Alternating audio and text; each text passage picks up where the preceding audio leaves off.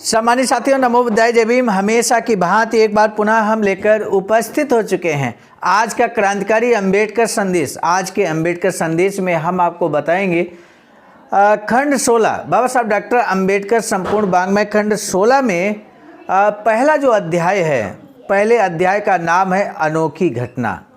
पूरी इस खंड का शीर्षक हम कह सकते हैं कांग्रेस एवं गांधी ने अस्पृश्यों के लिए क्या किया। तो इस शीर्षक के तहत जो पहला अध्याय अनोखी घटना है, उस अनोखी घटना का आज सारांश आप जानने वाले हैं। सारांश कैसे जानेंगे आप, इस बात को समझने की कोशिश कीजिए।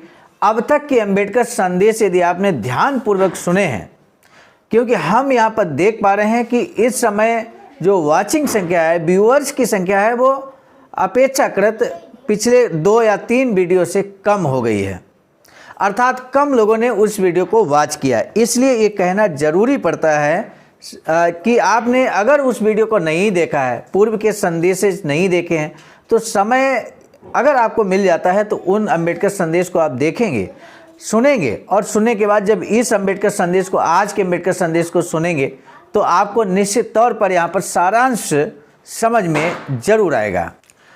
तो आज के अंबेडकर संदेश का सारांश लेकर हम उपस्थित हो चुके हैं, जिसमें हम आपको बताएंगे बाबा साहब के इस लेख के माध्यम से, खंड 16 के माध्यम से, कि किस तरह से बाबा साहब ये बात सिद्ध करते हैं, पूरी तरह से सिद्ध करते हैं कि कांग्रेस के द्वारा 1917 में जो दलितों के उद्धार के लिए, अस्पृश्यों के उद्धार के लिए, उन पर हो रहे शोषण अत्याचार के लिए जो उन्होंने एक प्रस्ताव पारित किया 11 नवंबर 1917 को। ये संयोग ही है कि अब नवंबर में हम लोग वीडियो रिकॉर्ड कर रहे हैं और बाबा साहब की इस बात को जन जन तक पहुंचाने की कोशिश कर रहे हैं। ये संयोग है। तो 11 नवंबर 1917 को और उसके बाद 20 नवंबर 1917 को 2 सभाएं होती हैं, और इन दोनों सभाओं में अस्पृश्यों का जो मुद्दा है, जातिवाद का, शोषण का, अस्पृश्यता का, ये यहाँ पर एक प्रस्ताव के रूप में कांग्रेस प्रस्ताव जारी करती है। उस प्रस्ताव की हकीकत और विश्लेषण, सटीक विश्लेषण बाबा साहब ने किया है, जो आज हम आपके समक्ष अब रखने जा रहे हैं। अगर आपने अभी तक हमारे चैनल आवाज़ का ऑफिशियल को सब्सक्राइब नहीं किया है, तो हमारा आपसे निवेदन है कि चैनल को सब्सक्राइब जरूर कर लें। आज का अंबेडकर संदेश हम आपके समक्ष रखेंगे पेज नंबर 18 से 19 तक। छोटा सा अंबेडकर संदेश है आज का। आज बहुत ज़्यादा लंबा स्पीच नहीं है, क्योंकि हमने अभी 2 तारीखों का जिक्र किया, 11 नवंबर 1917 और 20 नवंबर 1917।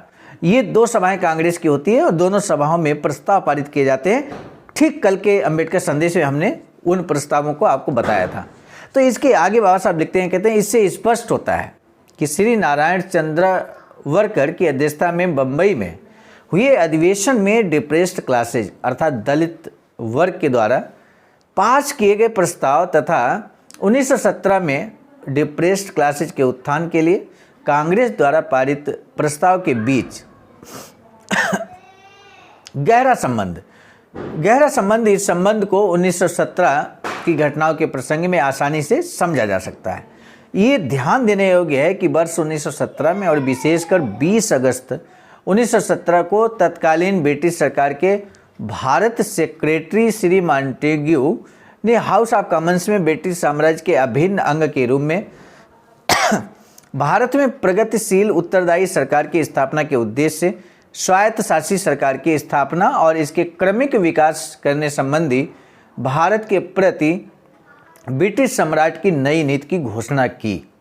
भारत के जाने माने राजनीतिज्ञ ब्रिटिश शासन से इस प्रकार की घोषणा की आशा करते थे और ऐसी नीति का पूर्व अनुमान लगाकर भारत के संवैधानिक ढांचे में परिवर्तन करने के लिए योजनाएं तैयार कर रहे थे। बनाई गई योजनाओं में से 2 योजनाओं पर जनता का ध्यान केंद्रित हुआ। उनमें से एक थी स्कीम ऑफ द 19 और दूसरी थी कांग्रेस लीग स्कीम। पहली योजना तत्कालीन इंपीरियल लेजिस्लेटिव काउंसिल के 19 अतिरिक्त निर्वाचित सदस्यों ने प्रस्तुत की। दूसरी योजना कांग्रेस और लीग द्वारा समर्थित मात्र राजनीतिक सुधारों की स्वीकृत योजना थी, जिसे लखनऊ पैक्ट के नाम से जाना गया। दोनों योजनाएं 1916 में श्री मॉन्टेग्यू की घोषणा से 1 वर्ष पहले बनाई जा चुकी थी। उन दोनों योजनाओं में से कांग्रेस केवल अपनी योजना को ही ब्रिटिश सरकार द्वारा स्वीकृत कराने की इच्छुक थी।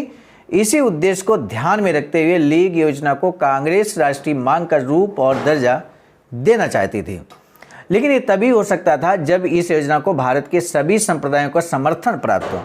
मुस्लिम लीग ने योजना स्वीकार कर ली, अतः मुस्लिम लीग से समर्थन पाने का कोई प्रश्न नहीं उठा। इसके बाद डिप्रेस्ड क्लासेज आती है। यद्यपि वे मुसलमानों की तरह संगठित नहीं थे, परंतु अपने राजनीतिक अधिकारों के प्रति वे बहुत सजग थे, जैसा कि उनके प्रस्तावों से स्पष्ट है। वे राजनीतिक रूप से ही जागरूक नहीं थे, बल्कि वे कांग्रेस के पूर्णतया विरोधी भी थे। वास्तव में 1895 में जब भी तिलक के अनुयायियों ने कांग्रेस को यह धमकी दी कि यदि सामाजिक बुराइयों का पर्दाफाश करने के लिए सोशल कॉन्फ्रेंस को अपने पांडाल का उपयोग करने दिया तो वे पांडाल को आग लगा देंगे, तब अस्पृश्यों ने कांग्रेस के विरुद्ध प्रदर्शन किया तथा उसका पुतला भी जलाया। तभी से कांग्रेस के प्रति उनका ऐसा विरोध चला आ रहा है। सामान्य छात्र ये समझने की कोशिश कीजिए कि आप जब अंबेडकर संदेश सुन रहे होते हैं तो आप अपने इतिहास से वाकिफ हो रहे होते हैं। आपने आज के अंबेडकर संदेश में अभी अभी जाना कि बाबा साहब इस बात का जिक्र करते हैं कि अस्पृश्य हमारे समाज के लोग उस समय भी जागरूक थे और अपने अधिकारों के प्रति बहुत सचेत थे, और इसी का परिणाम हुआ कि कांग्रेस को मजबूरन यहाँ पर ये प्रस्ताव पारित करना पड़ा। लेकिन 1895 का घटनाक्रम में भी अस्पृश्यों ने, दलित समाज ने कांग्रेस का विरोध किया, पुतला जलाया था। वर्ष 1917 में बंबई में डिप्रेस्ड क्लासेज की दोनों सभाओं में पारित प्रस्ताव से कांग्रेस के प्रति डिप्रेस्ड क्लासेज की विरोधी भावना की पूरी झलक मिलती है।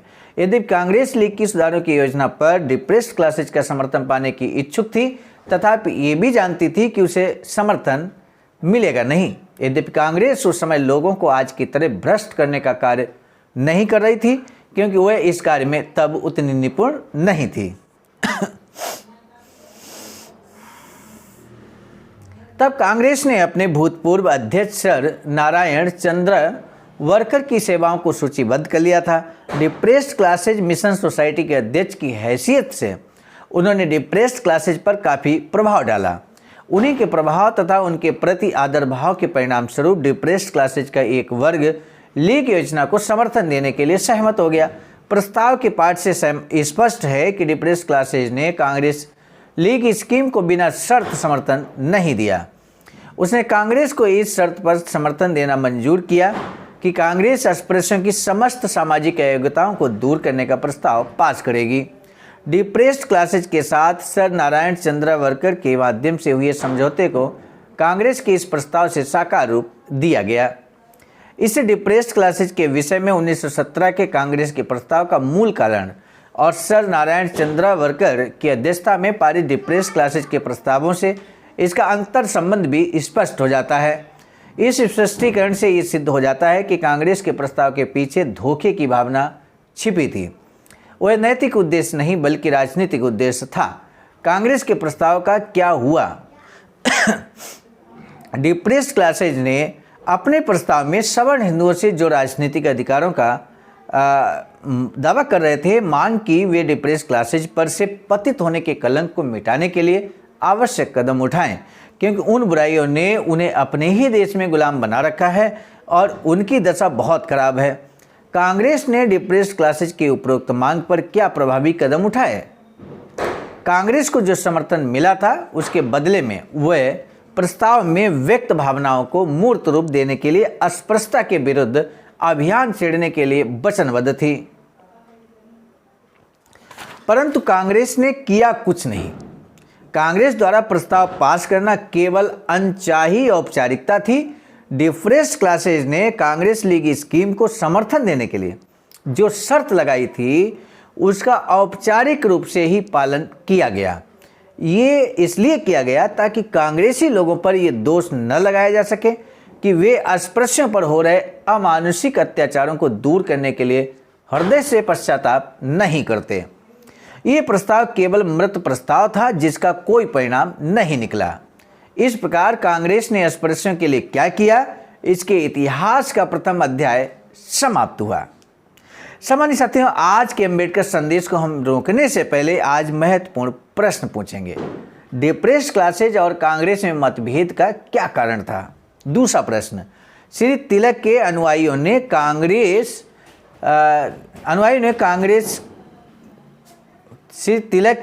कांग्रेस को क्या धमकी दिया था, यानी कि क्या धमकी दी थी?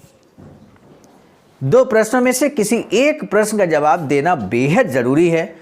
हमें आपके जवाब से, आपके आंसर से हमारा मनोबल बढ़ता है। सामान्य साथियों, आज का अम्बेडकर संदेश कैसा लगा ये जरूर बताइए कमेंट सेक्शन में। हम आपके कमेंट से निश्चित रूप से प्रेरित होते हैं।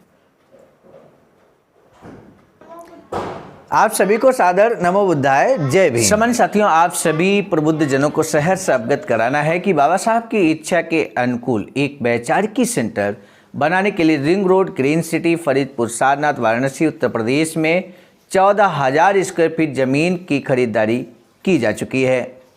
इस संबंध में हम आपको बता दें, निर्माण कार्य प्रगति पर है। इसी क्रम में वैचारिकी सेंटर, जो कि बुद्ध बोधिसत्व अम्बेडकर इंटरनेशनल सेंटर, जिसे शॉर्ट में BBAIC कहते हैं, उसका वाराणसी डेवलपमेंट अथॉरिटी के द्वारा अर्थात VDA के द्वारा नक्शा भी पास कर दिया गया है। आप सभी बाबा साहब के अनुयायियों से अनुरोध है कि यदि इस वैचारिकी सेंटर के निर्माण में आप अपना महत्वपूर्ण योगदान करना चाहते हैं तो दिए गए अकाउंट नंबर पर आप भी योगदान कर सकते हैं। बहुजन बोधि समाज संघर्ष समिति के नाम से ये दिया गया अकाउंट है। IFSC कोड आपके सामने अंकित है। आज का अम्बेडकर संदेश हम लेकर उपस्थित हुए थे मिशन नायक बुद्ध मित्र मुसाफिर सर, राष्ट्रीय अध्यक्ष आवाज का नई दिल्ली की प्रेरणा में, और साथ ही साथ संकलन कार्यक्रम में परम आदरणीय विजय कुमार बौद्ध जी, प्रांतीय कोषाध्यक्ष आवाज का बिहार, प्रस्तुत कार्यक्रम में मैं स्वयं सर्वजीत आर्य, राष्ट्रीय मीडिया प्रभारी IT सेल आवाज का नई दिल्ली। मिलेंगे नए डॉक्टर अम्बेडकर संदेश में, तब तक दीजिए इजाजत। आप सभी को सादर नमो बुद्धाय, जय भीम। सामान्य साथियों, यदि आप हमारे इस चैनल आवाज़ का ऑफिशियल, जिस पर नियमित सुबह 5 बजे डॉक्टर अम्बेडकर संदेश आपको मिलता है, आप हमारे इस चैनल को सपोर्ट करना चाहते हैं तो हमारा आपसे निवेदन है कि आप हमारे इस चैनल को सब्सक्राइब कर लें, वीडियो को शेयर, लाइक, कमेंट जरूर करें।